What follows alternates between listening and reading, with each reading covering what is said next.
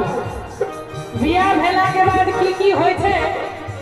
नहीं नार में न है बनाए घर बनना है हमको घर में न है बगीचे आंगन में न है फूलू चाहे पिया हमका पार बनना है फूलू चाहे पिया हमका पार बनना है नहीं नार में न है बनाए घर बनना है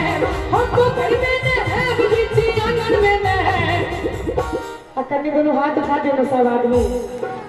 फूलू चाहे पिया हमका पार बनना है फूलू चाहे पिया हमका पार बनना है और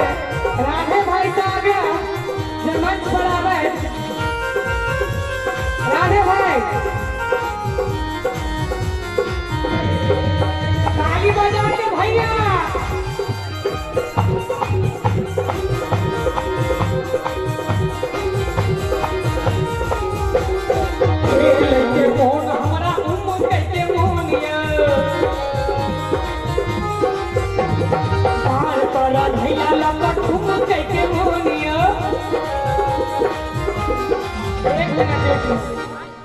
अरे खेल के मोन हमरा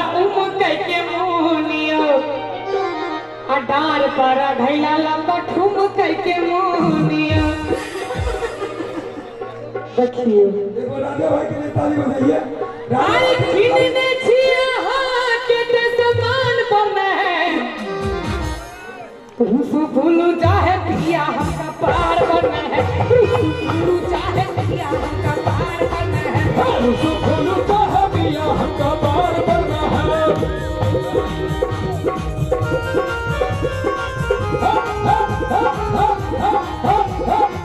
जिया